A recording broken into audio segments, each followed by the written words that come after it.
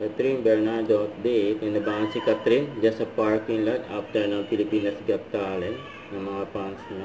Na-post ni Tita Long. Ayan si Catherine, no? Kasama ang kanyang team. Pag-ito pa nga kay Catherine, ganyan. Very accommodating si Catherine sa mga fans.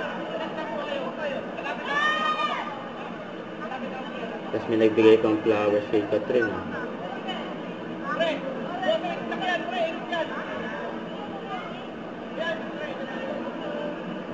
Hindi nakabait si Catherine.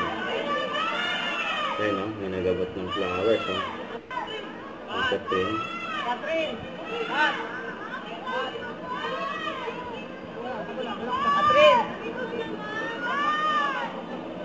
Si Kuya. Ito sa post ni Ray. Wala ka na nilaruan. Hoy, grabe sa laruan! Black Barbie! Yan, no? Congrats! Hoy, grabe na! Yan ni Catherine.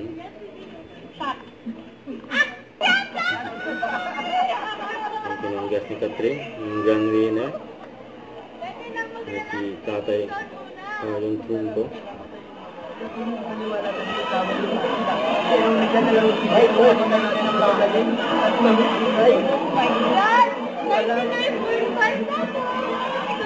Nagkaisang buong Pilipinas na eh. Mag-welcome kung hindi ikaw nanalo tatay.